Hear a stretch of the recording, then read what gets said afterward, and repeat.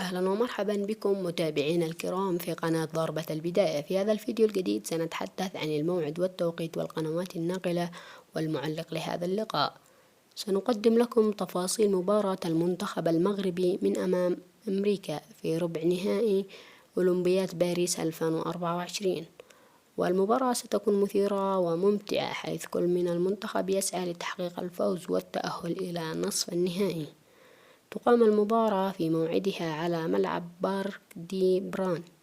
وقبل أن نبدأ بكافة التفاصيل هذا اللقاء لا تنسى الإعجاب بالفيديو والاشتراك في القناة وتفعيل جرس التنبيهات ليصلكم أخبار المنتخب المغربي أولا بأول، وشاركونا توقعاتكم لنتيجة المباراة في التعليقات. وستنقل المباراة على قناة المغربية الرياضية وبإن سبورت المشفرة، وسيكون المعلق لهذا اللقاء محمد بركات. والمباراة ستقام يوم الجمعة 2024 شهر 8 يوم 2 في تمام الساعة 4 مساء بتوقيت مكة المكرمة والساعة 5 مساء بتوقيت الإمارات. وبهذا نكون وصلنا إلى النهاية، ونلقاكم بالفيديو القادم إن شاء الله.